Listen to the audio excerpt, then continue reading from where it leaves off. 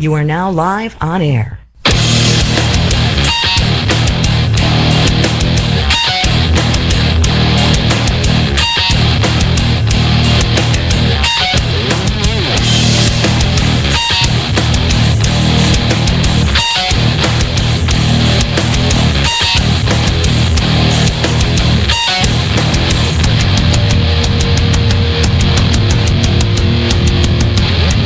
Alright, hello folks, we are back once again, we are live. You are listening to Beyond Sight and Sound. I am your host, Josh Kimmel, aka Treasure Seeker.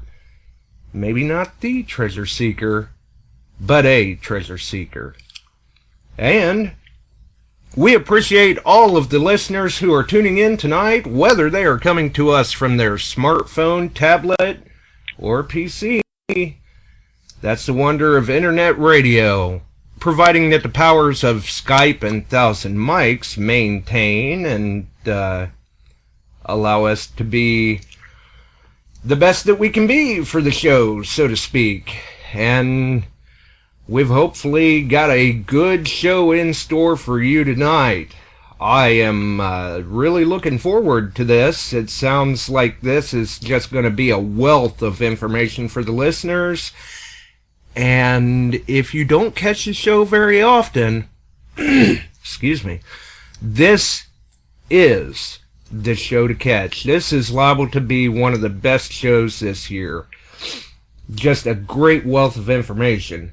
Before we get into the show, though, remember, folks, the Jolie fundraiser, the drawing will be done this coming Friday on Ustream, 7 p.m. Central Time, 8 p.m. Eastern. Chicago Ron will be posting a link to the Ustream feed, and from what I am told, we may have a few people setting in with us and also do a 1,000 Mics broadcast through one of the channels on 1,000 Mics as well. And it should be a good time, definitely. And it's been great, absolutely phenomenal to see the outpouring of support that we've had. I just heard from Chicago Ron minutes before we went live. The current tally is $18,250 raised for Jolie. So, kudos to everybody involved, whether they've made donations, donated equipment. I know Kellyco, they made a $500 donation. That was really great to see from them. They're a good family-based company. And it's just been wonderful to see the detecting community as a whole bond together for the common cause. So that will be Friday. Stay tuned on Facebook, watch for the details. Last week, Chris Burks, good guest, good information. And this week, we've got another good guest, great information, just a wealth of information. My guest tonight is Jim Fielding. He's been hunting for 48 and a half years. That's almost half a century in the hobby. And he loves it. He even built his first metal detector at the age of 14 back in 1966 when he got his start. And you'll notice in the promo that I had asked the question, what does a broom handle and a birdhouse have to do with the hobby? And we'll be able to hear about that here in just a couple of minutes, I'm sure. So we're going to rush right into this and see what all's going on, and we'll see what happens. Maybe get some callers, get some good information out there. Also, if you would like to be a guest on the show, or know of someone who may make a good guest, you've got a good topic you'd like to hear covered, drop me a line. I'm not that hard to find. It's fairly painless. Well, hopefully it is. We'll see what happens. But normally it is fairly painless, and you never know. You may even have fun. don't think about it of how many people may be listening or anything like that. Look at it as it's just two guys sitting around talking shop. Or maybe myself and a lady hunter out there. We like to hear from the lady hunters too, and we'll see what happens. You know, we'll try to get a show together, get that information out. Doesn't matter if you're a detectorist, treasure hunter, cache hunter, relic hunter, coin shooter, beachcomber, any of it. We love to hear about it, and it's good content for the listeners, because after all, it is radio for you, the listener. And speaking of relic hunting, beachcombing, coin shooting, cache hunting, my guest tonight, he's had many experiences in those areas and even wrote articles about quite a few of them as well. So let's get him in here and hear it direct from Jim Fielding himself. How's it going, Jim? Hey, Josh. Thanks for having me on. Hey, no problem. Thanks for taking the time to be on. I'm sure it's going to be a decent show. I know in the past, speaking with you, you are just a wealth of information, and it seems like the more we speak, the more it happens to kind of jog the memories, so to speak. So why don't we start off with letting the listeners know, who is Jim Fielding? How did you get involved with metal detecting? What spurred it for you? Did you just think it was an interesting thing, or maybe you had a family member that did this, or an interest in history, or what? Well, I was a big reader. You know, my family are mostly engineers, technicians, do-it-yourselfers before do-it-yourself was a big deal. We weren't particularly wealthy back then, and most everything we got, if we really wanted something, we'd find a way to either build it, put some scrap stuff together and make it work. So in this, we always had a lot of stuff laying around. Connecticut Yankees originally, and they were always building something out of something. A lot of duct tape was used in a lot of these projects. You know, it saves on the nails and hardware that you couldn't get. Right. Initially, the first thing that I would read, my father would read popular mechanics and popular electronics. I don't know if anybody knows. I guess those magazines are still around today, but they were really big back then because everybody back in the 60s, even the late 50s, early 60s, fixed what you owned. There wasn't any going out and buying a new one. You got a soldering iron, you clipped it together, you twisted it around the post and resoldered it, or found a capacitor from an old TV and pull that out and solder that into your radio, get it to work. Everybody pretty much knew how things worked then, unlike now when everything is computerized. You're not quite sure what's inside the box. But I read an article on how to build your own metal detector. It was called a BFO, which is a beat frequency oscillator detector. And I still think someone builds them today. But at that time, it was the simplest machine you could make. And what I did was I cannibalized an AM radio. We had AM radios back in the day. When you were in high school, it was like how many transistors your radio had that meant how cool you were. Like, I got an 8 transistor, I got a 16 transistor, I got an 18 transistor. So we had lots of stuff laying around to cannibalize. Now, AM radios, for most people who don't even listen to AM radio anymore, the older cabinet models, if you pry the back off of it, the antenna for AM, amplitude modulated radio, is a coil. It's a big circular piece of copper wire, wound very fine wire stuck to a piece of basically cardboard. Pry that off the back, and I just followed the instructions. Got some parts out of the radio. There were rectifiers and halfway, rectifiers and capacitors and diodes, and I just soldered everything together the way it said to make it. And now I didn't have any shaft for it. You had to put it at the end of a shaft. So I went and found a broom handle, which I thought would make a really great shaft. Back then you didn't have to break them off. You could just unscrew it right from the broom. I mean, You could buy a new handle and screw it on. So I unscrewed the handle and took that out there. And by the time I had everything soldered, you needed to have a case for it. Well, there wasn't any wood or anything laying around. I could really make a decent case. We had a birdhouse that we hadn't been using in a while. My father would build a new birdhouse every couple of months, out in the backyard. So they would pile up.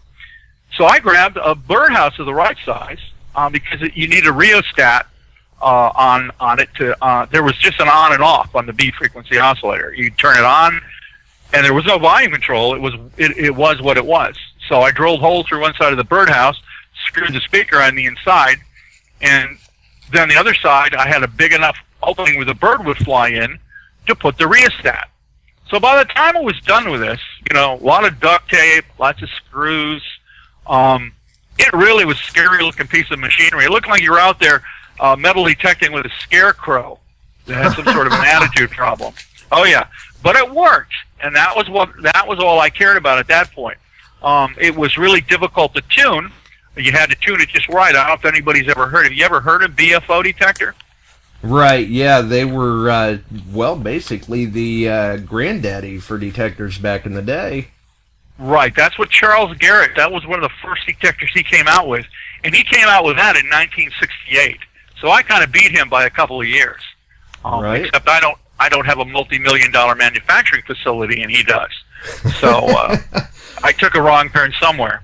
But anyway, it worked quite well. And well enough for me to dig up the entire backyard. We found Falstaff beer cans.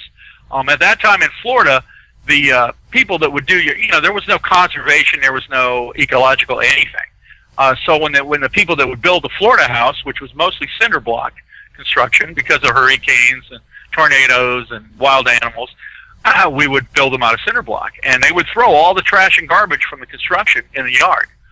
All the beer cans the guys drank on the job, which explains some of the poor workmanship.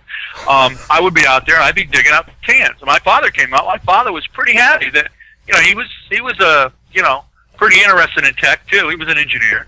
So he'd come out there and I'm like, I got like 30 beer cans. He's like, you're digging up the yard. I'm like, yeah, but I'm only all the beer cans.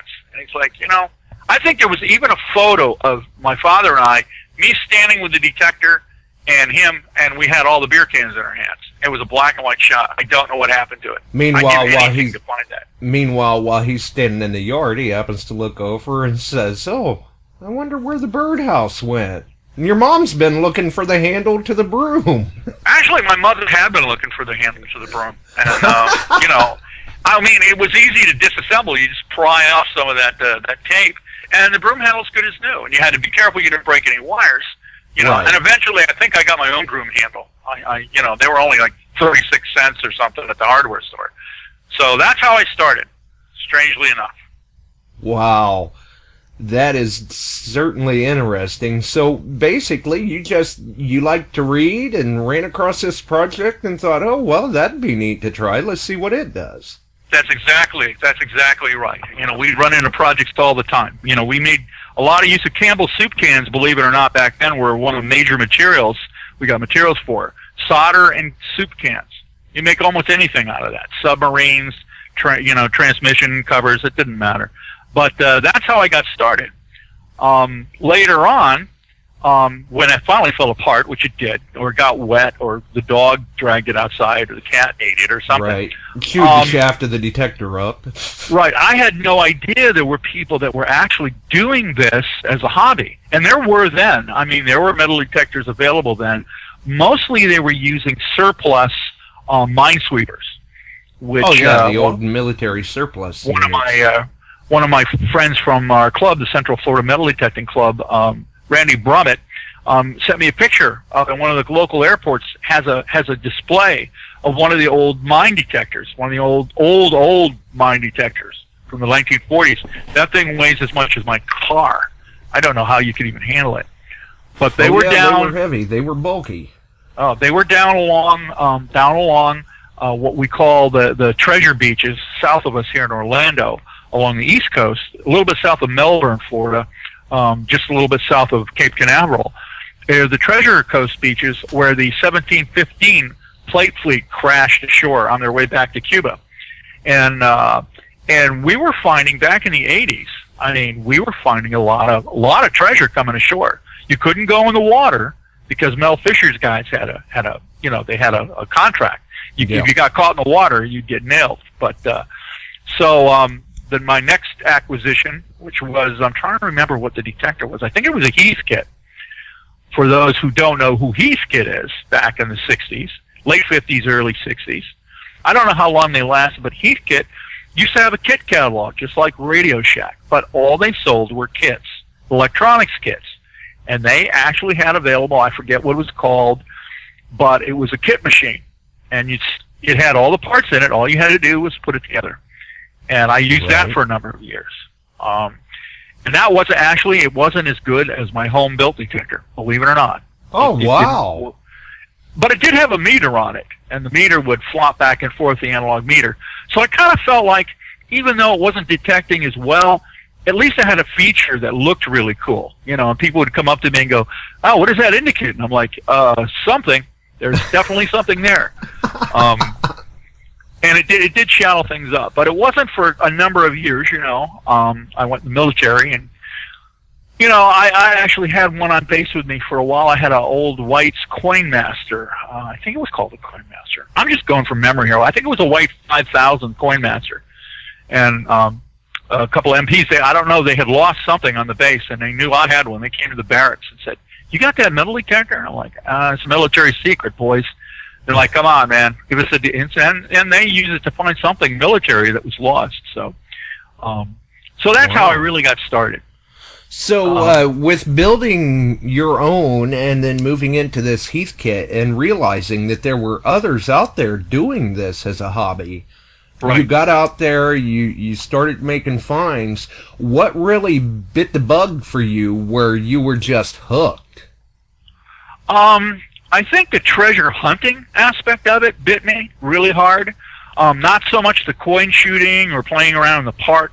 I mean, when I got together with guys originally, when we started to get serious about it, we wanted, you know how people buy a detector and they always go, "You know what, I don't expect to get rich." Well, we did. We were gonna find some treasure, because Florida, before all the regulations got so constricting, you know, you can't do this, you can't do that, you can't dig here, you can't have that. We could go pretty much anywhere we wanted, and you would actually look up. One of our first big capers, I guess you could call it, was, and this comes from research, and I know research is kind of a dirty word sometimes, but I found in the long run, almost 50 years, is listen to some of the people that are bothering you.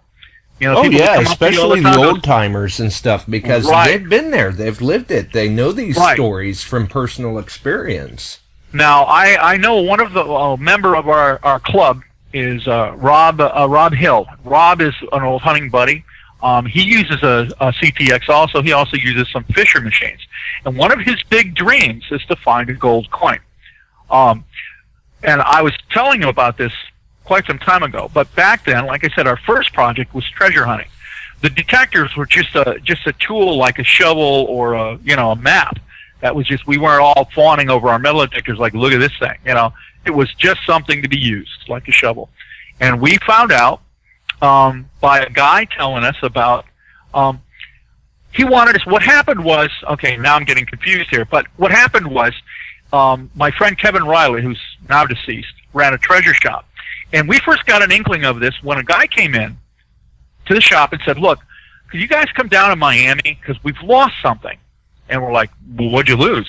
He said, "Well," he said, he kept looking around. He goes, "I don't want to advertise this." He said, "But my great-grandfather passed away, and he used to be a rancher in Arcadia, Florida. And he sold a lot of beef to Cuba, because he was a beef farmer. And Cuba paid him in gold coin, $20 gold pieces. So when he moved from Arcadia to Miami, he took all his gold with him. But since they didn't trust banks back then, which is odd, who wouldn't trust a bank, really, you know? But they didn't trust banks, so what his great-grandfather did was he stacked quite a bit of money in 5 or 6 metal milk cans, and he buried them all over his 40-acre property, okay? And then went and up and died and didn't tell anybody where they were. Wow. So this served 2 purposes. One was we actually went down there and helped them locate, I think, 2 or 3. We could never find the other 3, the alleged 3. So they got quite a bit out of it. But there was still a nice recovery made. Still with a nice recovery, and we ended up having to use a 2-box unit. I don't know if your listeners know what a 2-box unit is. Oh, yeah, like the Garrett Groundhog. Yeah, well, similar, but the Garrett groundhog, you can buy a 2-box antenna. It looks like a large field antenna. It's bigger than your detector itself. Yeah, exactly. And basically, you're carrying the coil. It's right, you're carrying this thing around. And people. Huge. Oh yeah, it's big, but it'll go down about 10 feet deep.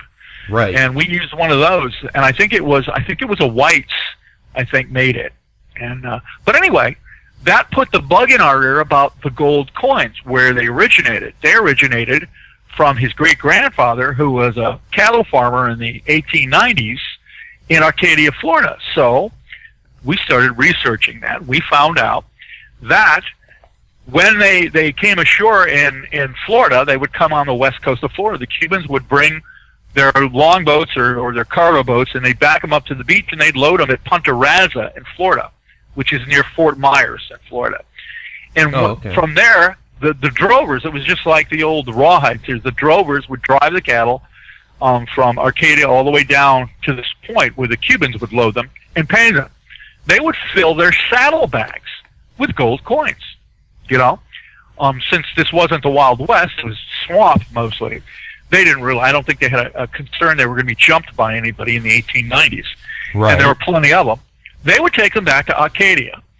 So when they got to Arcadia, they all owned ranch houses, and they would take the bags of gold coins, because they were so much, they'd leave them outside on their wooden porches out in front of their house. Wow. And this all came up in an old book that was printed in the 1920s, I think.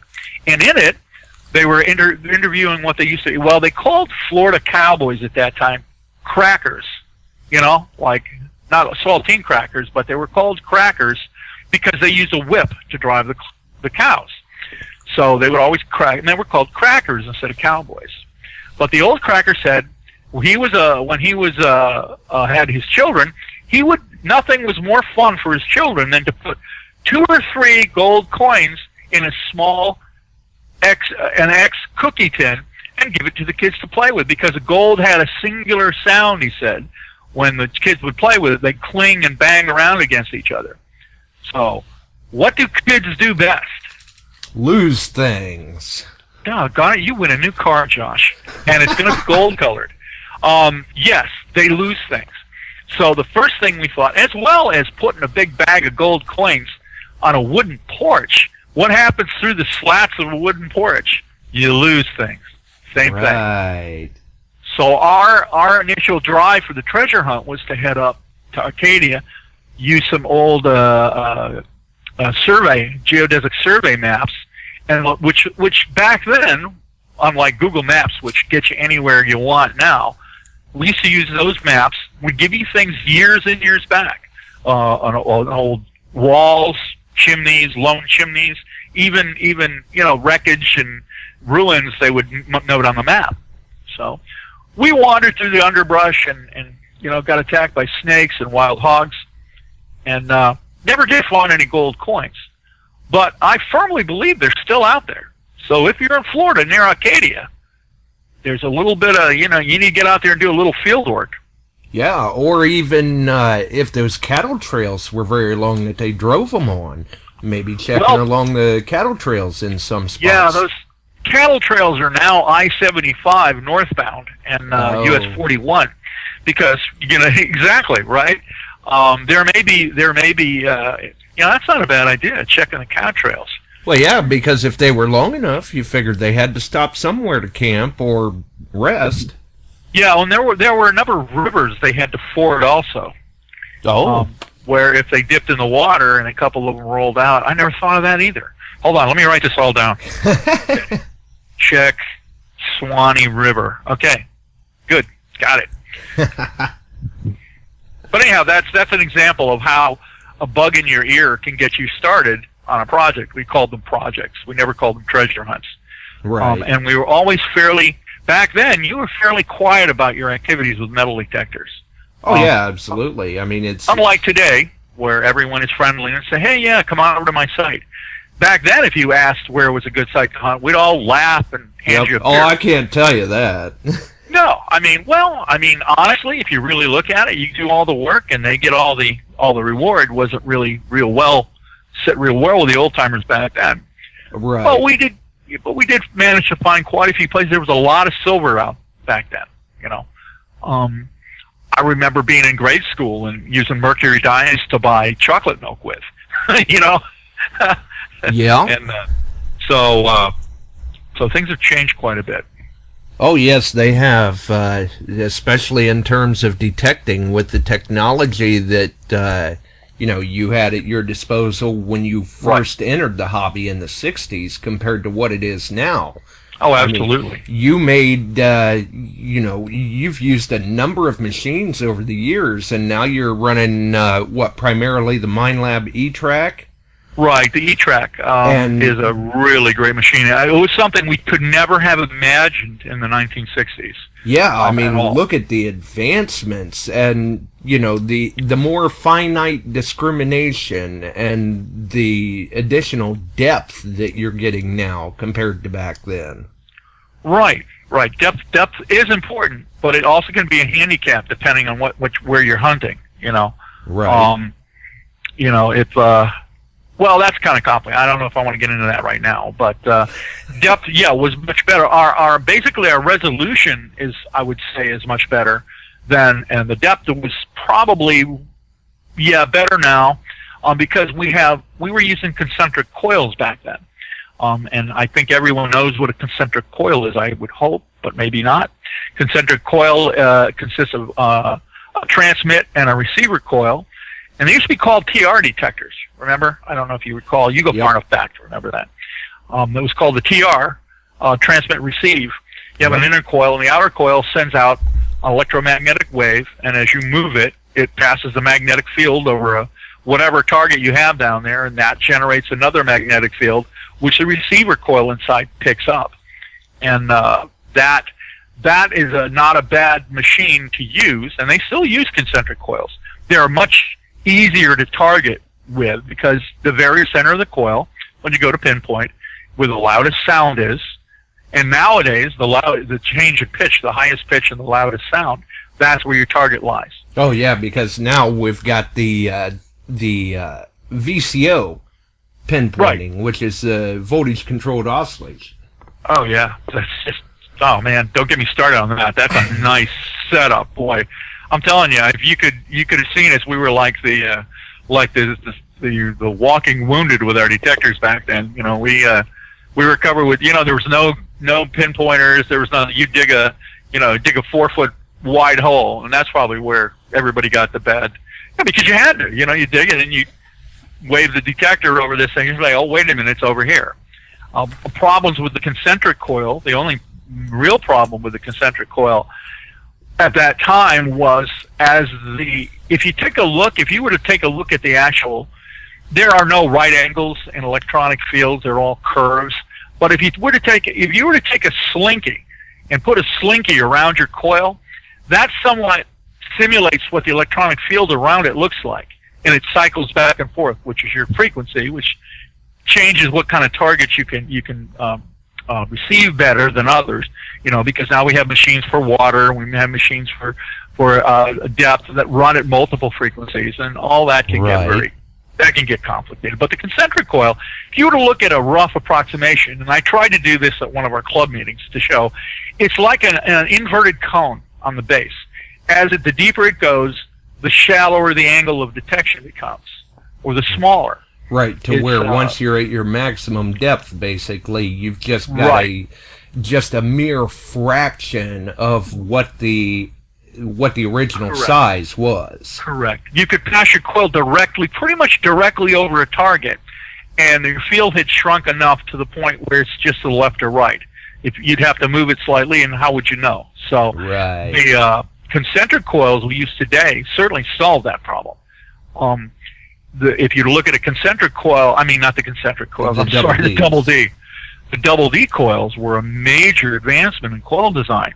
If you were to look at the field, if you were to look at a physical picture of the field that you can't really see, and like I said, again, there are no right angles. I would actually made it look like a square box.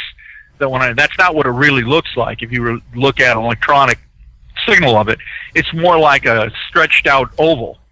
Right. But that oval goes straight down. It doesn't change its width. It's like a whisk broom. It's that where the other one's a cone. The deeper you go, you don't get any fall off of the field. The field stays the same width, no matter how deep you push it down. So that was you're always wherever that coil. That actually, you don't have to overlap sweeps on that like you had to do with the concentric. You used to have to overlap your sweeps because of the small field. There might be a small change where you find a target, but and probably one of the biggest applications that has allowed water hunters to really be able to find targets without looking at them was the double D design, because the way we used to pinpoint with them, and because I used to own, before the E-Track, I owned an Explorer, and the Explorers were not quite as accurate or deep as the E-Tracks, and but one thing that they would do, and before that I owned an Excalibur, and I had a real hard time. That was my first Mind Lab. It was a 2002 Excalibur, and I had a real hard time pinpointing with that, and I couldn't figure out why. And I finally went over to Kevin. And I said, you sold me a busted detector. I can't believe you sold me a detector that can't pinpoint. He goes, what do you mean? I said, well, it doesn't pinpoint. I dig and I dig and I dig, and there's nothing there. He said, well, the way you got to use that, which makes it ideal for underwater, even in dirty water, you can tell where the target is, just as the signal dies, without hitting any pinpoint control, just as the signal drops off, it will believe like that. Right. That's where the target is. You can put your toe right against the back of the coil, right there. That's where the target is. Then you move your coil out of the way without looking. The guy who knows this is Brent Petherick. He's another club member who's one of our premier water hunters. This guy water hunts like a dolphin. I mean, and you put your toe. What you do is you take your toe, you take the coil away, and you move your toe back about 2 inches. You put the end of your scoop right up against your toe at a 45-degree angle, and put your foot on the back of the coil, power it down, pull it out. You usually 9 times out of 10 you got your target. Now you couldn't do that with a concentric. You just couldn't. Right. So very good way to explain that. Definitely. Yeah. Thanks. Well, on the radio we can't use analogies like square blocks or dunce caps in a cone setting. Right. We don't exactly have props. We have to describe it. No, well, we do, but we can't show them to anyone. Right. Well, that's true too. True. Another thing too, you had mentioned, or actually, I had shared a video from your YouTube channel on the Beyond Sight and Sound group on Facebook and on my timeline, which, for those who haven't seen it, the link to your YouTube channel is actually in the promo that went out.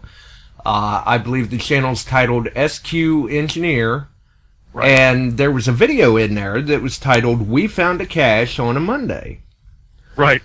Good title. And you were explaining this signal that this gentleman got and how it reminded you of an experience that you had previously. Millions of years earlier, right. The cache story you're talking about. Yeah, that you had tried to kind of break the curse, so to speak, and I would like to get that covered, too, so we can, that way the listeners see. Sometimes the only way you're going to know for sure is to dig that target, and really, there are times, like I say, I'd rather dig a piece of trash than to wonder if I walked on a good target. Sometimes if you walk on it, you really don't want to know what was there. That's true. Okay, well, I'll tell the cache story then. This happened originally in I think it was 84. I went out with my buddy Kevin Riley again, and he knew a guy that ran a demolition company called Big Chief Demolition down in Fort Lauderdale. And what they do is they would go into areas where they were going to build a new hotel, which was happening a lot in the 1980s, the early 80s in Fort Lauderdale. And they would clear out these entire blocks of 1950s houses that had been built in the 1950s and 60s. And they were old houses. I mean, they were welded steel, rusted away by now, but in cinder block construction, well-built houses, couldn't knock them down. So Kevin and I would go over, and he'd say, well, we got a demolition house to check. So he went and checked the demolition house. Now in Florida, some of the older houses, especially down in South Florida, they used to make a planter that was actually built into the side of the house, like your porch. They would make like a box out of cinder blocks, since everything else was cinder blocks. Right. And it was just a square with some space in about one cinder block wide, lengthwise, I guess. And then they would, after they were done, they'd cap that off and they'd fill it with dirt. And that was your planter. You plant whatever you want in there, flowers, cactus, whatever. And as a side note, the deluxe ones had copper piping running through them. And that would allow you to, instead of throwing water all over your wall, you could plug the garden hose in and water them without, damaging the plants or having a muddy porch. So we hit this one house that had a very similar porch and a planter. And I went over there and I swung, at the time I think I was using a Garrett ADS deep seeker with an 8-inch coil. And I was puttering around, and I swung the coil across the side of this planter. And that thing blew my ears off. And I'm like, wow, golly gee. Went the other way. Bang, my ears off. Up and down. Bang, signal, and I ran along the top of the planter. Giant signal. So Kevin's puttering around over there in the corner digging up something, I don't know. And I said, hey, Kevin, come here. So he came over and he goes, what's the matter? And I'm like, well, you know what? Check that with your whatever he was using. I think a bounty hunter or something. And he checked it and he goes, yeah, that's a good signal. He goes, real big. I said, let's dig it. Let's dig it out. And he goes, no, he says, it's copper piping. I'm like, yeah, but from the top I'm getting a signal. He goes, no. He says, look, don't waste your time, okay? I'm like, okay. And I'd go back every once in a while and go, Kevin, we should dig it. He's just, don't bother me. Go find something. So the next day, Kevin calls me. He says, you're going to kill me. I'm like, isn't that still illegal? And he goes, yeah, but after you read the paper, you may not think so. So on one of the pages of the Fort Lauderdale News was a big article on the big chief demolition went in there and knocked that house down. And when a bulldozer hit that planter, it threw silver coins all over the site. Wow. And, old coins, Morgan dollars and, Peace dollars. And I don't know. I didn't see them myself. But it turned out there was about $5,000 worth of silver coins buried in that planter. And I was like within probably 8-9 inches of them. Right. Kevin too, right? Right. So, and I think the collector's value of that silver at that time was about $40,000. So I said to Kevin, I said, look, I'm going to be over in a minute. You want to choose the way I kill you? I could hang you. I could make you use an off-brand metal detector. I could do something to you. So anyway, let's move ahead to 2000. I think it was 12. And a young guy and I, a guy much younger than me, he had just started using an E-track. Rob, we were out hunting in a grassy field that had a lot of trees. We have trees here in Florida. We have all kinds of trees. We have palm trees, but in Central Florida, it's more like Massachusetts in a lot of the trees that we have here. We have oak trees.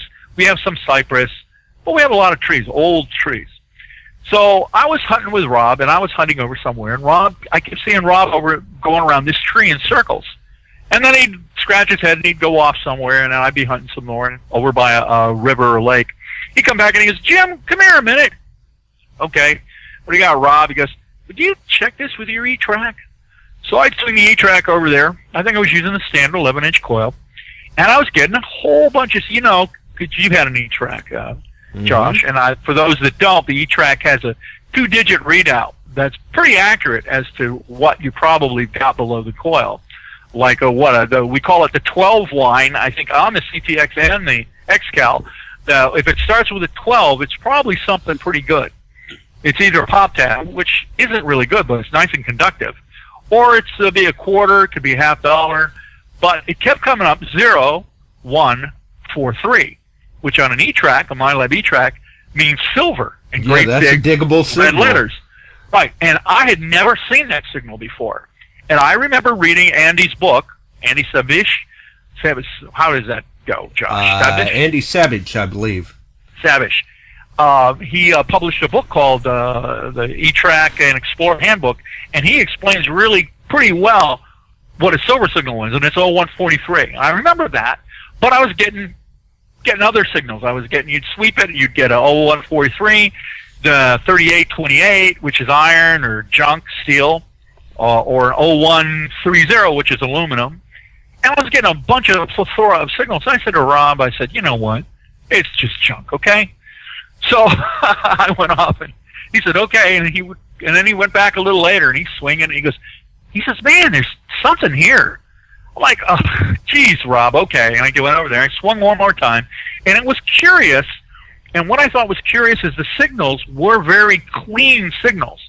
If you swept it over once, and you know how detectors, you could swing a target a couple times, you get 2 or 3 different readings. But these were consistent. I kept getting a 0143, 3328, and another number. I think it was 0130. They were very constant. So I said to him, and I was thinking, you know what? Remember when Kevin 30 years ago said, nah, don't bother with it. And I'm telling this guy the same thing 30 years later. I said, Rob, let's dig this thing. We dug down, and you know what we found. You see it on the video. We found a cache that apparently had been made by a World War II German prisoner. I don't know if it was part of his escape plan, but we found a German officer's mess kit, a French switchblade, and a couple of almost mint-condition silver dollars.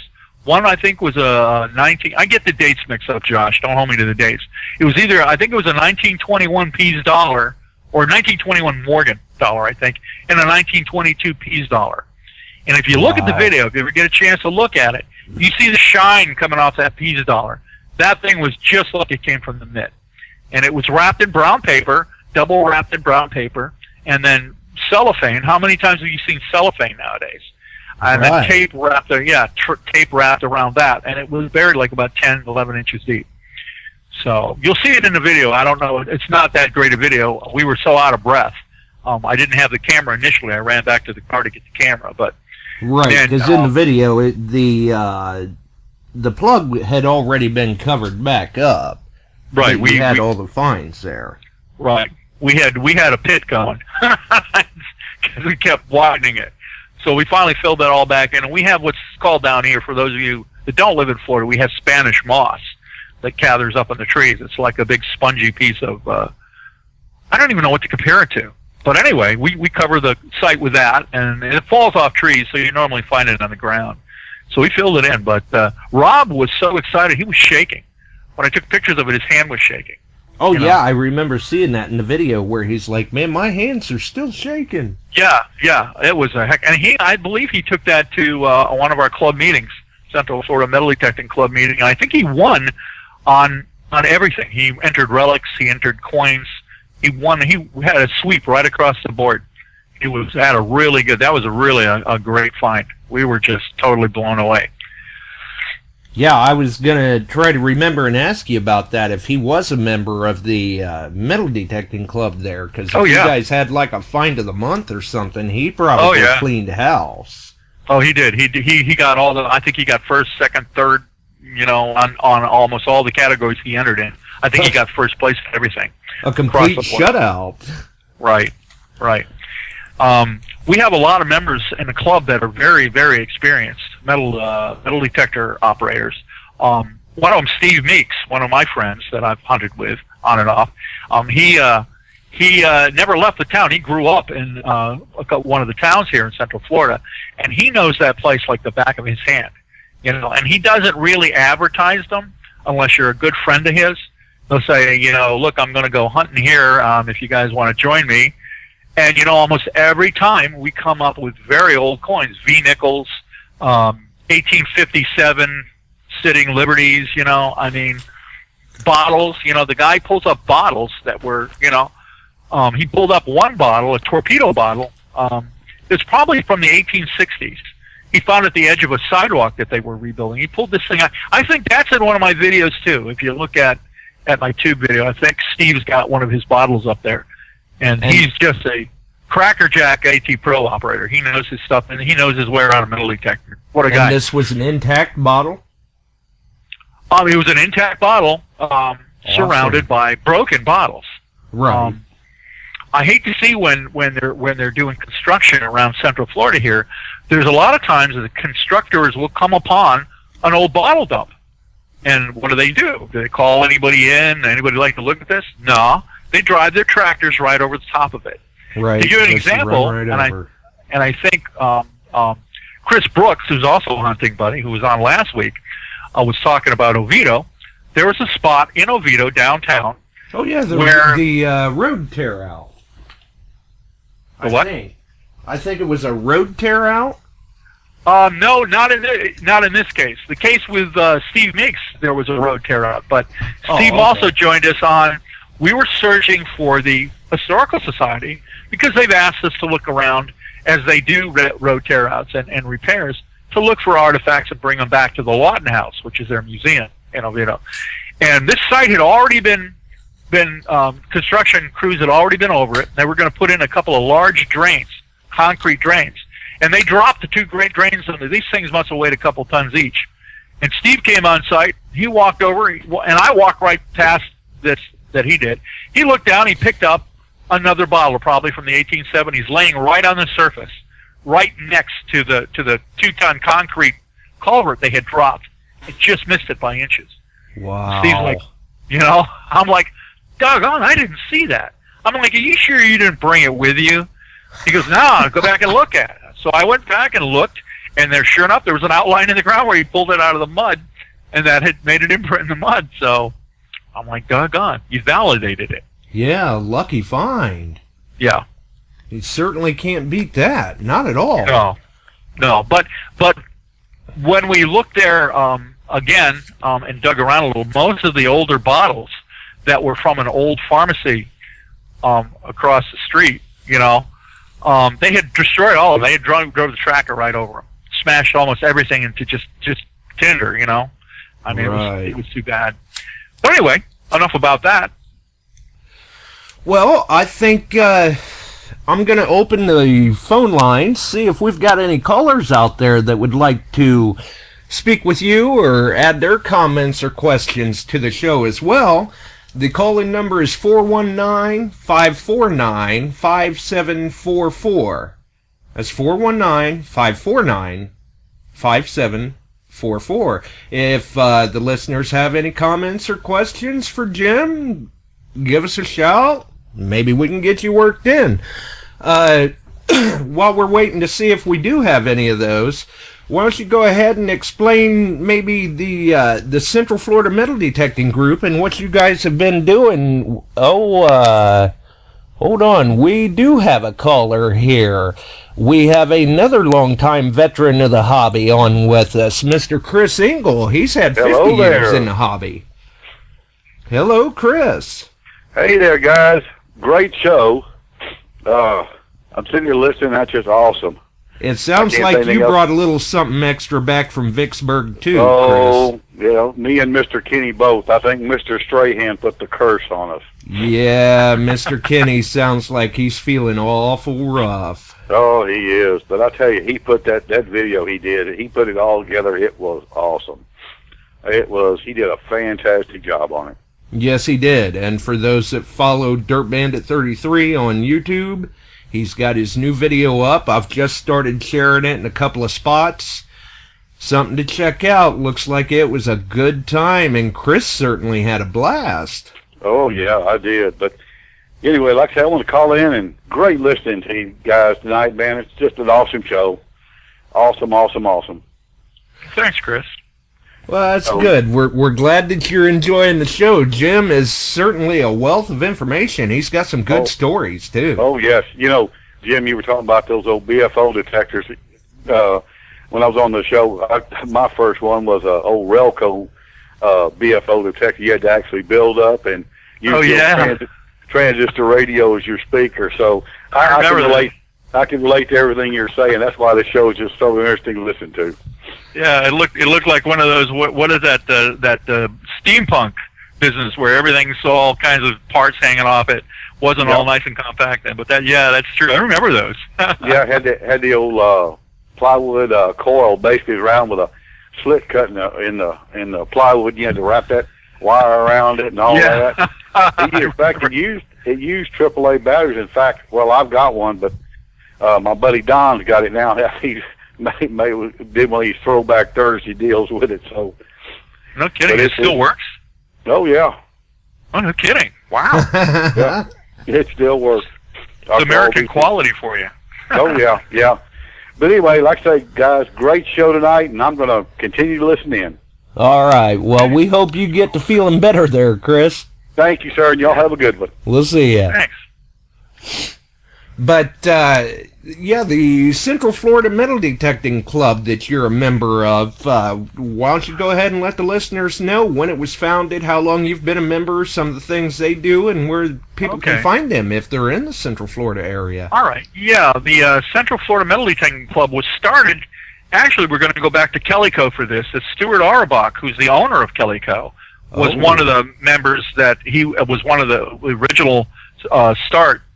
He started the club in 1972 with Ray Leist and another member, and Ray had been the president of the club for 30 years. He unfortunately passed away about 5 years ago, I believe, and was replaced by Alan James, who's been our president for probably all those 5 years. And matter of fact, we just had an election in the club. I was up for vice president number one. We have a president, vice president, and a second vice president. I'm not sure why, but we do. And we had somebody run for second vice president. I ran for first vice president, and I lost. So, but Alan told me it was real close, not to feel too bad. So I don't feel too bad about it. But we meet the second Friday of the month. Every month, and it's about a 2-hour meeting. We meet in the Sanford Garden Club. We managed to get that as our clubhouse, and we've gotten, I don't know how many members we have right now. I don't keep track of that, but it's a lot. We usually have somewhere between 40 to 75 people at every meeting, and we have a huge fine table. We have I'm trying to remember all the categories, but we've got 10 folks that continually win in those areas who are really top flight detectorists. We sounds have like you've got some top-notch dedicated hunters in the club. Right. Well, in the metal detecting hobby today, there's a lot of new folks that are entering the hobby. Every time I look around, somebody goes, "I'm a newbie and I've never done this before." Well, if the truth be told, a lot of us are like, "Oh, great." Like, oh golly, we need more people in the hobby, But there's an upside to that too that a lot of people don't think about. With new members, we increase our ranks.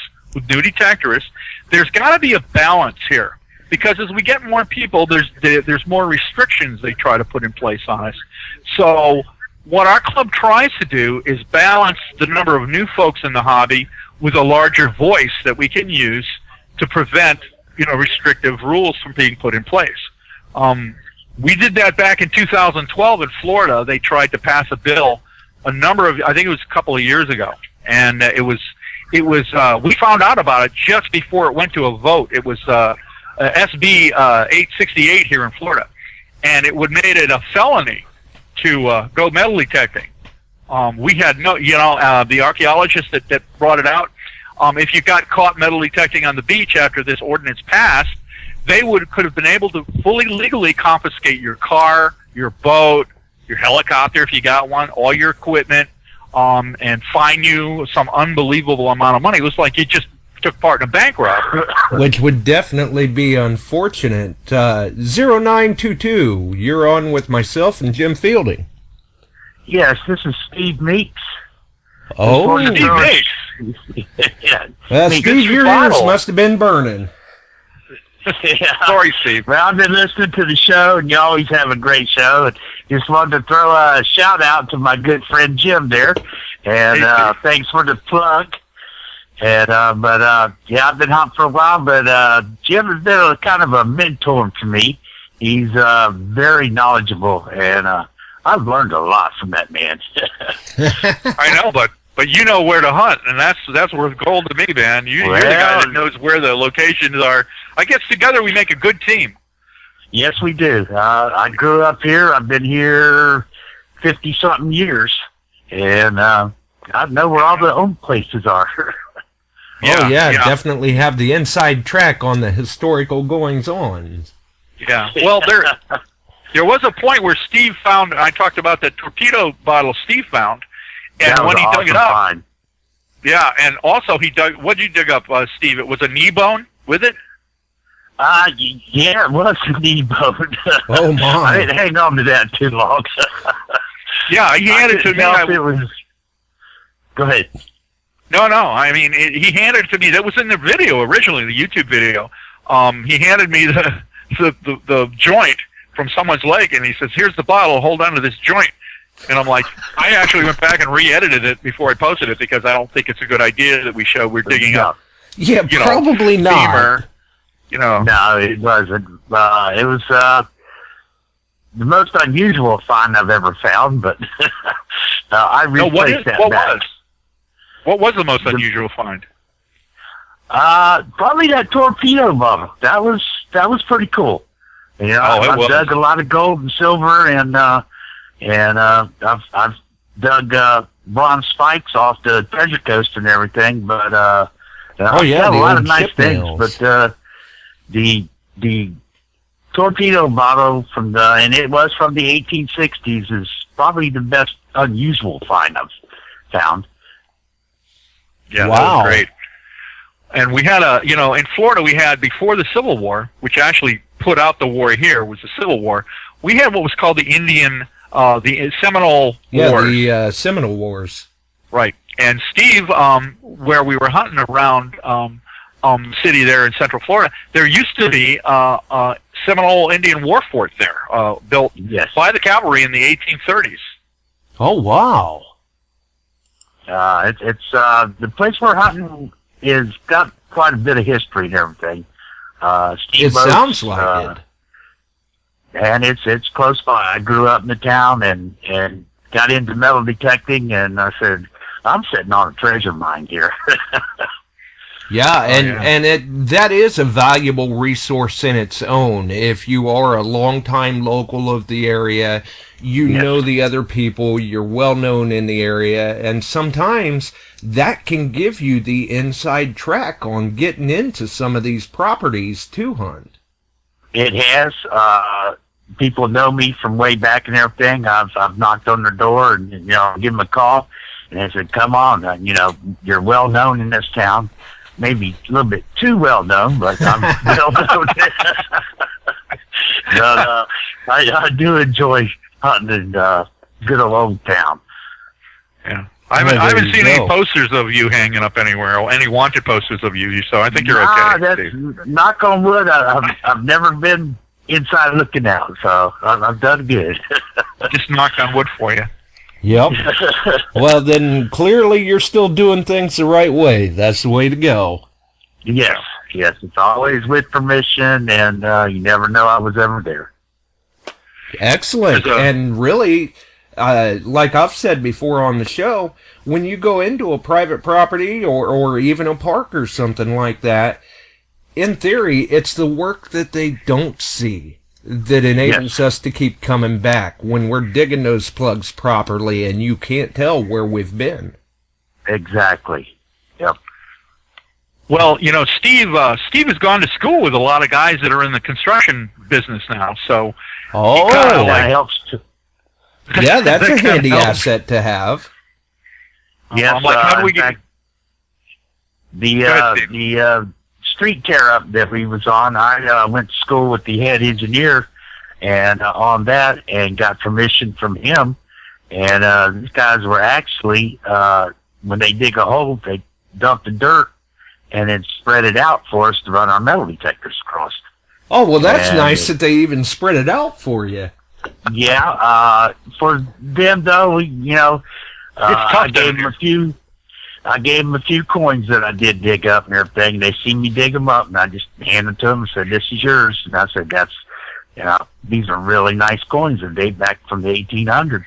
Right. And, they were digging down Go ahead. No, go ahead. You were doing fine. I was just going to say to Josh, as you can see down here in Florida, we have a really tough time of it. Oh, yeah, and a number of experienced hunters, and it sounds like with the people you know, I mean, knowing Steve like that, sounds like the construction areas sometimes kind of roll out the red carpet, so to speak, for you guys. Just for Occasionally they do and everything, but Jim's got some nice places. He's taken me hunting, and we've done really well there and everything, like the Geneva area. And that's a good part of it, too, is we don't necessarily mind sharing our locations as long as that's what it is. We're sharing. You know, Yes. when one person is all the time tracking down the sites and everyone's going there to hunt and it's not being reciprocated, Yes. then it starts to get a little frustrating at times. I mean, because you want to see everyone do good with the hobby, but it's nice to know that, you know, you're not necessarily shouldering all of the burden of finding the sites or getting permission.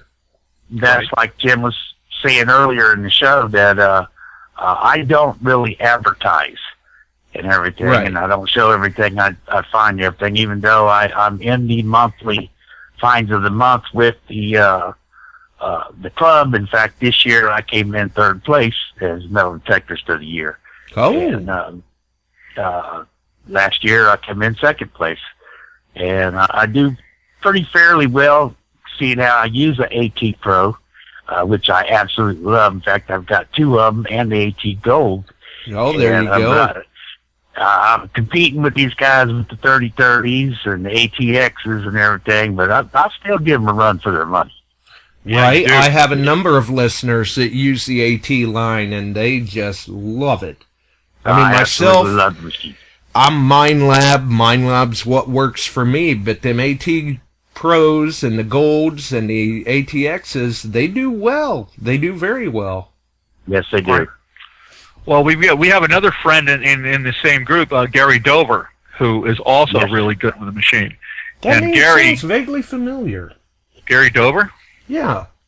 Yeah, I think he had a TV show at one time. No, I'm just kidding. I don't think he did.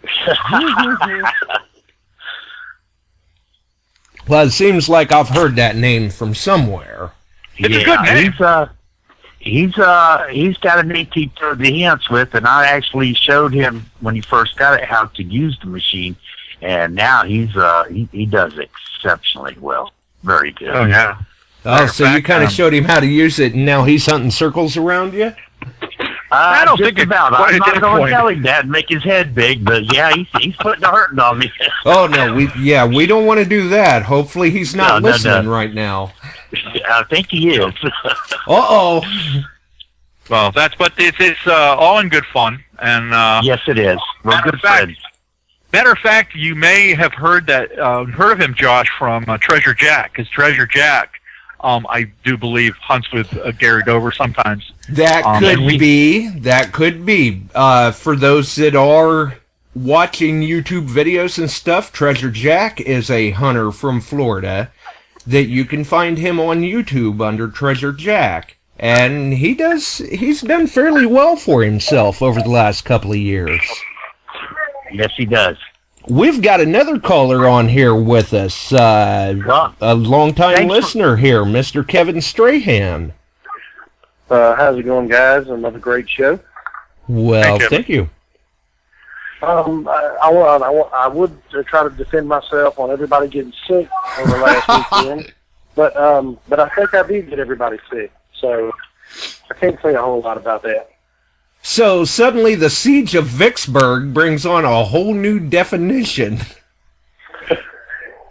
Well, you know, with 9 people, we dug 31 buttons and over 60 bullets. Very good. So we did well, but I just wanted to call in and say great show. You don't have any questions because I'm just listening to everything that your callers, that your guests are saying. So just wanted to let you know I was enjoying a good show and keep up the good work. Well, thank you, and I'm sure Jim appreciates it as well. Oh, yeah. Get better, man. Really. Well, yeah, and that's another thing. Hopefully you get to feeling better. Yeah. Well, Josh always puts on a good show, and you got to be prepared to be asked a bunch of questions. So, y'all are doing great so far. Just keep up the good work. I'll let somebody else call you. All right. Thanks for the call, Kevin. All right, bye. Wow. So we've had a few callers there. Kevin's called in. Steve, your friend there from the Central Florida Metal Detecting Group. Right. And wait a minute here. I'm trying to get to it. Oh, we've got another long-time hunter in the hobby. 30 years, I believe, in the hobby. Mr. Denny Morrison, ring finder. Hi, Josh. How you doing tonight? All right. Sounds like you got a pretty interesting guest on tonight. Oh, I'll tell you, Denny, Jim has got stories and information that we're not going to get it all covered in one show. He's going to have to be a return guest. I hear you. Josh is the only one who'll let me talk, right? Yeah, I got a question for you. You guys ever use a Nautilus down there in Florida? Yes, many times. Oh, man, in that neutral ground, I'll bet that thing's super deep. Yes, well, the Nautilus is a fairly popular water machine down here. I don't know anybody personally that uses one. Not that kind of Nautilus. I thought you were talking about the Nautilus water machine. Not a Nautilus water machine, Nautilus ground machine. Oh, yeah, the Nautilus I think ground like machine. what was one of those? The DMC? Yeah, it's an old one. Oh, yeah. You know what? I don't know. I don't think I've seen anybody. I thought you were talking about the water because there was a Nautilus water machine. Yeah. But no, I haven't seen a ground machine, not for a long time. Up in Tennessee, you can ask Kenny and all those guys. The Nautilus is really good up in Tennessee. I use one here in Ohio. In fact, I was just out the other day hunting one room schoolhouse, and my buddy Rupert were having competition. He was using this Xterra, MindLab Xterra 70. Of course, I have one too, and I thought, I'm going to take my Nautilus, and I got the first 2 coins. I got 2 wheat pennies, but he smoked me and got 3 Wheaties and a Indian head. And, nice. But, after that, the ground was, the first target he had, the ground was so hard he couldn't get the shovel in the ground. Oh, man. But it was a sunny day, and we were just, we wanted to get out and go metal detecting. We finally did get in the ground. If we went a little further out in the field, we could get in the ground. But it was a cornfield. So, have you ever used a Cesaro tiger shark for water hunting? No, but I have a friend that does. And, well, I've got one of those, and I can just about kick anybody's butt out in the water with that machine. And there's not many can outdo a Cesaro tiger shark on fine ladies' gold rings and bracelets. Yeah, I was going to say, they are good on small gold. Yeah, they're good on jewelry for sure. I've seen of the Daytona Club, because we have another club here called up in Daytona called Daytona Dig and Find, and I believe 1 or 2 members up there use Cesaro tiger sharks, and they're always trumping everybody with their jewelry, man. Well, at Daytona, don't they ban metal detecting except for a certain time of year? Nope. Good on question. The beach? Pardon me? Nope. No, not at all. It used to be you could, if you went in there, you couldn't hunt the beach, but at a certain time of the year. No. On the ocean. No, I don't ever recall that in Daytona, but if I think they do that in New Jersey and further north and stuff. They did it down there too. I remember. I've been hunting over 30 years, and I know. Yeah. We were down there, and then they would let a club come in, and they would only let them come in at a certain time, and I don't recall what time of the year it was, that they could go out and hunt the beach. That's it. I don't recall. I've been in this area. I grew up in Fort Lauderdale, so I spent a lot of time here.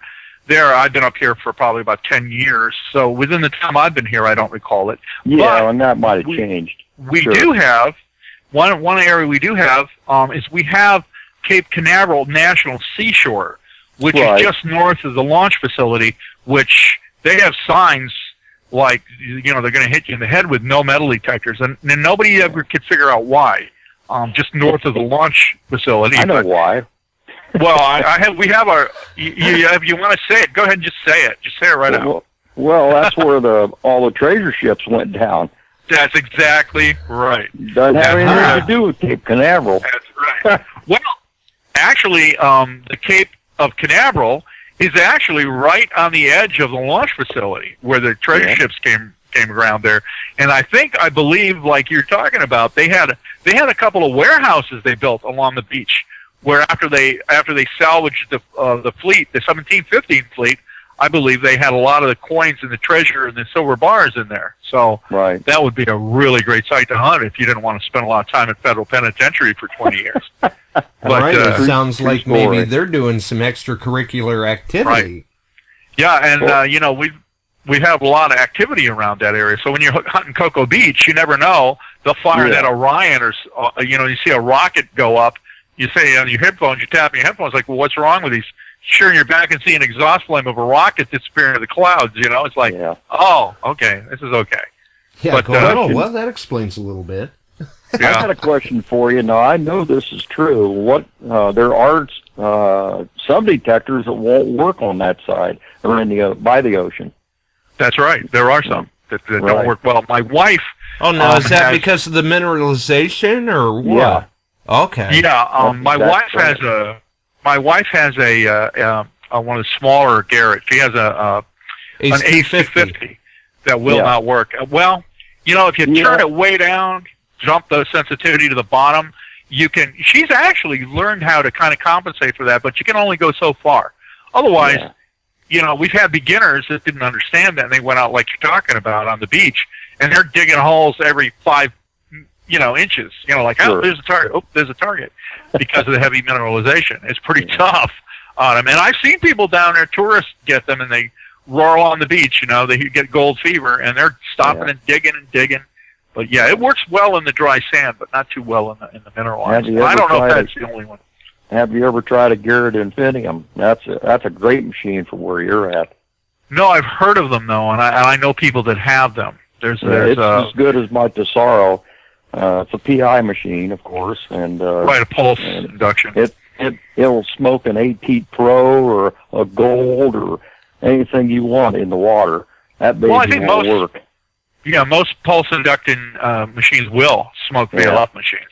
But we in the club, we actually prohibit. We have meetings and hunts. We prohibit PI machines because they wreak havoc. You know, you can. Well, actually, I guess you're okay, but the VLF machines aren't doing real well. Yeah, the PI. I mean, Infinium's not as bad. My GPX will run you out of water. It'll run you out of anywhere. Yeah. No but kidding. You know what? If I turn the sensitivity up, even on any machine you've got there, and you get close enough, you're going to ground or destroy somebody else's signal. I mean, it's going to drive you nuts. Yeah, we had I think one meet where somebody, unbeknownst to us, had a pulse machine and nobody could find anything. It's like, what happened? Are there sunspots or is there a radiation source around here somewhere? What's going on? So we figured it out and but they're pulse induction machines. I used to have a White's PI 1000 when we used to do wreck diving, and them suckers. Of course, they attract barracuda a lot with that clicking sound, but otherwise, they're dynamite machines, literally, really. Yeah, the way Jim talks, that's kind of like dropping chum for sharks. Yeah. I didn't quite get that, Josh. What did you say? The way you talk with that machine attracting barracudas, it's like dropping chum for sharks or something. They just come right in. Well, in Florida, if you've been scuba diving for a while, barracuda are like underwater cats. But they look like a chainsaw with fins, though, with the teeth. But they are very curious. So usually, when you scuba dive down here on a reef, you usually make sure you don't wear a shiny watch. You wear one of those flat black diving watches, and the reason for that is in low visibility water. If that flashes, the barracuda will think it's a fish. I mean, they won't. Yeah, they won't wantonly attack you, but they will come up to you and look at what you're doing. They're curious. If you're down there fanning the sand, they're like an alligator, only they're friendlier and smaller, but they're very fast. They're fast, and they do get kind of hostile in deeper water, so you got to watch them. There used to be a barracuda. Yeah. Yeah, Josh, you got some bad boys down there in St. Mary's Lake. Yeah. They're called steelhead. Yeah. And you can get some big ones. Oh yeah, I've had them bump into me down there in the lake. Oh, yeah, I've seen guys pull them out of there easily, as long as my arm. He's talking about a crazy chainsaw. That reminds me of a steelhead. Yeah. Yeah. Well, there's a lot of water detecting in Daytona. And also, and I think I told you about this, Josh, where we found that man's ring, that $30,000 ring they lost. Oh, yeah, that's another good story we ought to cover, too. Yeah, in New Smyrna Beach.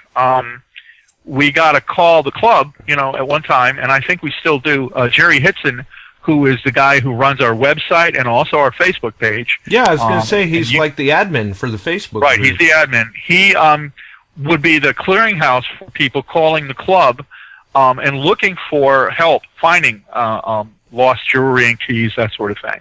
We got a call from a guy in New Smyrna Beach, and he said, his wife had lost her ring. They had only been married about a year, and I think I even sent you a Lost Treasure article I wrote on that. Yeah, I believe so. I posted it up on the Beyond Sight and Sound group. And he said, I know you're probably not going to find it, and I said, well, how long ago did you lose it? And he said, about a week ago. And what they did was they pulled their beach chairs down, close to the water. Right. And as the tide washed in, his wife sat there and let the waves break over. But she didn't realize it also took her ring, which was worth a bundle. And we went down there, and I looked at the beach. I got my biggest coil I had my Explorer then. And he said, I don't know if you're ever going to find it. I said, if you know where you were accurately, we know what the tide runs here, we'll be able to find it. And that's a big contributing factor to our success when we're trying to find those items for people. Our odds are dramatically improved if they can drop us in the right area. That's right. It really is a big help if they and he was an engineer. He had a real good eye on him, and he's a software engineer for I think one of the companies here that makes virus software, and he knew right where they were. And I went down there with the 16-inch coil on it, and like I say, we don't really have the salt and it was up in the drier area because the tide was out. When the tide goes out here, it's like a half a mile away, and Daytona and the southern beaches. And within about 40 minutes. I told him, I said, I think I got something. Because, after a while, the MyLab machines, you get that soft gold tone. Oh, yeah. It's either foil or gold, and I know that's a clean beach. Some beaches are cleaner than others, and the sand is hard enough to drive on. It's like concrete, that New Smyrna beach sand. And I went down there, and I said, Bob, I think I got something. And I went down, and I dug it right up in front of him. I dug it up. The first scoop, I missed it. Second scoop, it landed right on top of the pile. Went through my pulse induction pinpointer, found it, and he almost had a heart attack. I thought he was going to have a heart attack. But the sun came out, and as you see I guess if you look at close at the article, that thing looked like a truck tire with diamonds for a tread. He said it was well over $30,000, that ring. And he said he told me, he said, I'm never going to be able to get her another ring. And he said, I'm going to be having to pay this off like a car, only the payments are never going to stop. And I said, well, we found it. And he surprised her with it. Yeah, he surprised. Matter of fact, they had my wife and I over for Christmas dinner, I think, that year. Oh, well, that was nice. They did. 4322, you're on the air with myself, Mr. Denny Morrison, and Jim Fielding. Hey, what's up, Jim? How you doing? This is Gary. Hey, Gary. It's Gary, who sounds familiar to you, Josh. There's Gary. Yeah. How you doing, October? No, I was going to say, apparently we've got someone else's ears burning. Well, Gary, I told Gary we were going to be on, so I'm pretty sure he was listening, right, Gary? Yeah, I was listening earlier. I got on there. I had to wait till my daughter got off the phone, though. Man. Wonder. Yeah, great show, though, man. I'm not real sure, but I believe I may have just gotten a message from Gary. Oh, really? Yeah, I heard that earlier. I messaged you earlier when I heard you mention me. Right. So your ears were burning, eh, Gary? Yeah, I just was wondering. Well, Mr. Dover, you'll find, is a man of few words. He doesn't talk much, but he sure knows his way around an AT Pro, I'll tell you that. And he digs like a gopher, man. I don't know. I've seen some ground we couldn't get into, and Gary tunnels right down to it like he's got a mining operation going. I mean, he's really good. I'm really amazed at some of the finds he's made. Amazing stuff. Well, we certainly aroused his curiosity enough to call in, and it's entirely possible that I may have heard of him through Treasure Jack. Yeah, I've dug with Treasure Jack before. He's really good. Mm-hmm. Hey, Yeah, Gary, I'm are you Gary Goodrich? long-time subscriber. Gary? Oh, yeah. Gary, are you Mr. Gary Goodrich? No. Oh, okay. There's a man. Gary on the chat. I just wonder if it was you. Yeah, I'm under the GDVL man. Oh, okay. I got it there. Yep. Oh. So I got a question for you, Gary. What's the difference on a AT Pro than a Ace 250? Now, are the signals about the same? That's what I heard. Yeah, Or maybe you never used one, huh? Well, I have, but not just briefly. It was borrowing a friend's of mine after my detector got stolen. But yeah. Well, you got the Pro mode, and that's different tones and stuff on the Pro. But yeah, that gives a little different audio. Yeah. Have you ever tried an AT Gold? No, I haven't. But I've been wanting to use Steve Meeks, but he's been using it lately. He likes that pretty well, then, huh? Yeah, he'll break that out every once in a while. I know Kenny Morris really liking his AT Gold. Yeah. Yeah, when I go see Kenny, I'm going to try her out because I kind of like to get an AT Gold. I wore out my Ace 250. I mean, I've told this before. The first year I had it, I found 4,000 clad coins and over 300 silver coins and a 6-pound cannonball with it. Wow. With an Ace 250. See, and that goes to show you persistence and the time of taking, to learn your machine. Yeah. I could tell a silver dime from a plaid dime. Found so many. Because Denny's been in this a long time. He does pretty good. I got to admit, I did get the bigger coil for the Ace 250, and it sure made a world of difference, just like the one that comes with the Pro. And the 350, it's a bigger coil, and they really do make a big difference. Oh yeah. Well, my wife uses like a 3-inch sniper coil on her 250, and that I use that too in the rocks. Yeah, and her coin count shot way up when she started using that little smaller machine. I mean, the smaller coil, not the machine. Yeah. Oh yeah, because you can work in amongst the trash better and everything. Right. And believe it or not, I used one like that on my GPX 4500. I use like a football coil, and when I go into the weeds or around roots and things, well, you can go in between people's dig holes and still bring out relics. It's crazy. Yeah. Or even right over the top of those dig holes if they weren't double checking them. Yeah. Well, I recall not too long ago that I think Steve and Gary were out hunting, and Steve swore that Gary's machine was one of the better AT Pros they ever made, and that the machine was a little better than. Remember that, Gary? Yeah, he constantly says, "I got a hotter machine" or something. Yeah. It's got a little bigger diesel engine in it than the other ones do, but yeah, it's been specially peaked and tuned. Yeah. Oh yeah, it's but I know. Like Gary's looks like it's been in combat, right? Your machine, looks like it's been out there in the front lines for a while, but it still does perform. Nice. Well, nice yeah, it's really wet here, and some parts are really muddy. Right. So. Yep. Sure. You know Nugget Noggin? Beach and get it in the ocean and everything too. So. Gary, do you know Nugget Noggin? Oh yeah, I talked to Nugget. Yeah, Mike's a great kid. I've hunted with him in Virginia many years. Oh yeah, DIV. Yeah, actually, he's one of the reasons why I went ahead and got the Pro. He's a hunter. Yeah, and I looked at his and thought, man, I think I need a Pro. But then Kenny's talking my ear off, and he says, no, I think you need a Gold. Yeah, actually, I just saw a Nugget video where he broke out his 250 and was using it. Yep. Yeah. Wow. My 250 doesn't have any paint on the shaft anymore. I need to repaint it. Any color you want, right? Yeah, we got it. That's right. That's right. I got a Custom camouflage detector. Explorer. Well, we have. You should paint it with that. What is that? Danger. It's a Danger color. The tape that's got the black and yellow stripes. You should paint it that way. We had a guy down here.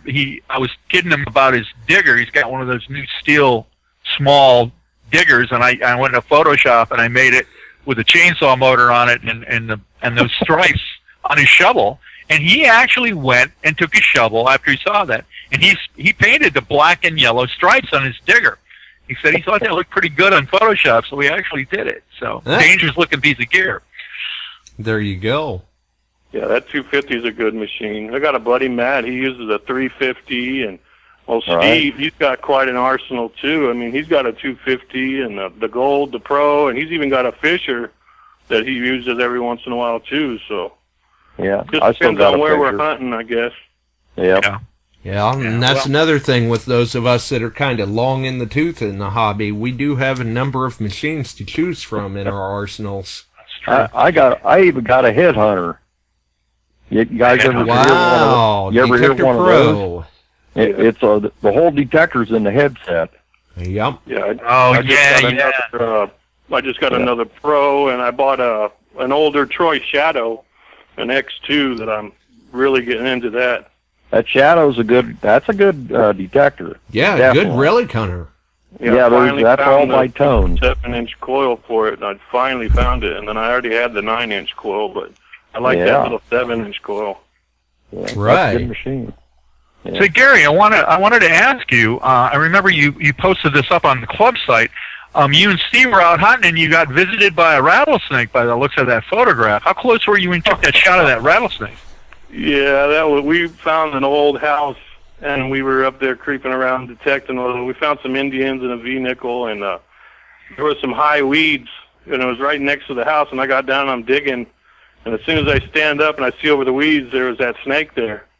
And you see two fat guys running really fast. It was kind of hilarious. And Steve, he goes back over and he starts stabbing at it, and the damn thing was a rubber snake. Oh! Yeah, but I mean, it looks so real. I took pictures like right after, and it looks so real. But he's sitting there stabbing at it with his shovel, messing with it, and I'm like, "What are you doing?" Next thing you know, he picks it up, and he's like, "Man, oh my god!" I thought it was a real snake. Yeah, apparently it looked real enough. It had you two running. It was crazy. I get down to Florida, I'm got to look you boys up. I usually go around Bradenton. How far are you guys? Well, I know you're over at Daytona. Is that right? Well, we're in Stanford. Yeah. Oh, Orlando. I'm in Orlando, actually. So I'm about 20 minutes from Disney. You know, up at St. Pete one time, I was hunting. I hunted everywhere up there, and I went out to this old bar that I always hunted out on close to the beach. And the guy told me, he said, I just tore down a house across the street. I'm going to put a parking lot in there, Denny. He said, why don't you go hunt that?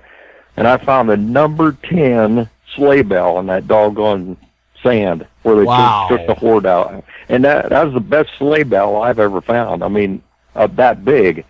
I mean, up here in Ohio, they've all been hit by plows and cut in half, but not down there. Yeah, it's not very often you dig them up intact. What's that, Josh? It's not very often you dig them up intact in good shape. Well, you dig a lot of small ones here. I mean, place I hunt, they made them. They didn't even put the numbers on them. I think the blacksmith made his own. Right, but once you get into them bigger ones, usually it's only pieces. Yeah, nothing big like that. But you know, it's like even over here in Ohio, and people say, well, I haven't ever had any Civil War activity in my area. BS. There's Civil War people from every state in the Union almost, and they live somewhere.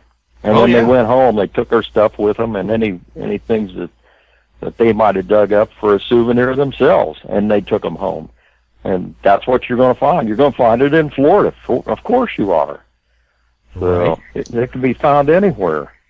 Well, yeah, we had one club hunt a while back. I don't remember exactly when it was, and I think I spoke to you about this, Josh, where one of our members, during the planted hunt, he came up and he found a piece of metal and threw it in his finds box during the hunt.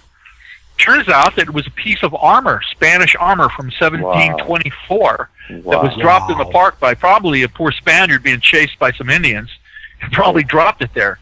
And it was, you never know what you're going to find down here. You never know.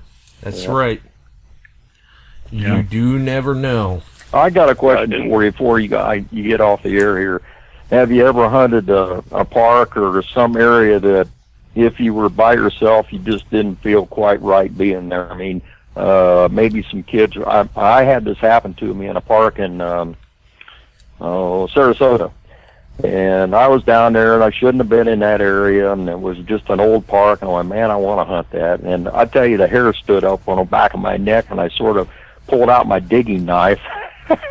Yeah. So to show them I had something with me, and I just kind of backed up, got my truck, and left. And I just wonder if you guys ever had an experience like that. Yeah, some places you don't want to be in after dark.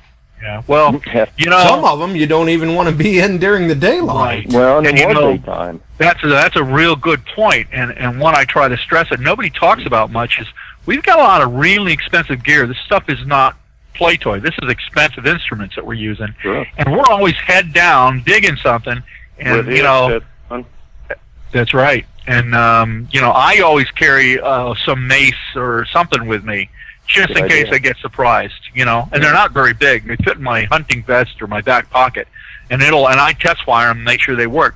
Matter of fact, I tested one a couple of weeks ago. There was a slight blowback, and I was choking. My wife almost had to take me to the hospital. I just got a little whiff of it, and I almost couldn't breathe. So well, then you know it ought to work. Yeah. Oh, yeah. Well, you need to test it. That's right. Yeah, that's why we usually go. If we're going to go to an iffy area, we'll go as a group. Yeah. Right. Watch each other. 3 or 4 or 5, 6 guys at a time. Good point. There's also problems. Yeah, you know, when I was down there, I didn't know anybody, so I just went by myself. But I have a real bad. I don't have a bad habit. I have a habit of leaving one ear, one part of the headset up. I always leave one ear out, and I can hear somebody coming or whatever. Yeah, I do that too. Yeah, absolutely. Usually, when people approach you in groups of 3 or 4, they're not going to ask directions. You know? Right. They're usually up to no good. So yeah, and you know, Danny, you probably have developed a second sense for that. Yeah, you know, I have. Yeah, after you've been in this for a while, you kind of develop that knack. Yeah. Well, when you show up to a park at 7, 8 in the morning to dig, and they're out there drinking and partying, you might want to just go somewhere else. I got a question. Are you allowed to carry a concealed weapon in Florida? Oh, yeah. I think Florida has more concealed permits than any other state. Yeah. Because, I have one, and I'd like to have that holster out there with my pistol in it anyway. Oh, yeah. Well, it's mostly concealed carry. I don't believe you're not really allowed to open carry. Yeah, you can't open carry. You can't open carry. Because here in Ohio, you're actually allowed. I mean, actually, you don't even need a permit if you got it in open carry. Yes, a lot of people don't know that, but yeah, like in Texas. I mean, you got it out in the open, so what? Yeah, when you conceal it, then you got a concealed. Then they have to have a license for a concealed weapon. Right. Yeah, well, we mostly do. Yeah. Good idea. Well, it's great talking to all you guys. I'm going to get off here, and great show, Josh. Gary, was interesting to talk to you. Maybe I get down that way sometime in the winter. I'll stop by and see y'all. All right. Yeah. All right. Night all. All right, we'll see you, Denny. Yep. Take care. Well, and I'd say we're probably about at the end of our rope, too. Man, time flies when you're having fun. Yeah, that's what I've heard. But before we go, why don't you let the listeners know once again where they can find your YouTube channel and also how they can find the Central Florida Metal Detecting Club if they're in the area and would like to become involved. Okay. My YouTube channel is www.youtube.com/SQEngineer. You don't have to capitalize, it's just SQ Engineer. Our website on the Central Florida Metal Detecting Club is www.CFMDC.com. The Central Florida. You have to spell out the, but the rest is just the letter. CFMDC. I can say it fast now, CFMDC. I used to be able to say CFDL, but now I've got it down. Right. www.CFMDC. Right. So that's it. It's good enough. All right. Great show. Well, thank you very much, Gary. And thanks to everyone who has tuned in. Hang in there with me, Jim, for a few minutes. And thanks to Gary, Steve, Denny Morrison, Kevin Strahan, Man, there were a few callers there. Hopefully I remembered everybody. Sometimes it's a little hard to, especially when you're absorbing all of this information. There were some great stories, great topics covered, and we'll have to have you back again sometime, Jim, because I know there was a lot that we didn't get covered that would be interesting to cover. Okay, Josh. That sounds great. For those who have been listening, if you enjoyed the show, by all means, rate the channel, anything like that, and drop me a line. Let me know if you'd like to be a guest on the show sometime, or you know of an interesting topic that you would like to hear covered, or even you just have a question. Drop me a line. I'll see what I can do. Maybe I can get an answer for you. We'll cover it on the show. Maybe we can cover the topic, or you never know what's going to happen next here. You could be the next guest. It's painless. You may even have a good time. You never know. Friday night, the drawing for the Jolie fundraiser, $18,250 raised by the time we had went live tonight. So it's great to see the outpouring of support. For everyone else, you never know here. This could be the last broadcast for the year with the upcoming holidays. Maybe we'll do a special broadcast, a year in review, or, just wishing everyone a happy holidays. If we don't, we wish everyone, sincerely, have a happy holidays. Have a Merry Christmas, Happy New Year, and enjoy the time that we've got with each other. And enjoy the hobby. Get out there and try to find something, folks. We'll be back next time. Thanks for listening. For myself, Jim, and Gary, we gotta roll. We're out of here. We'll see you, folks.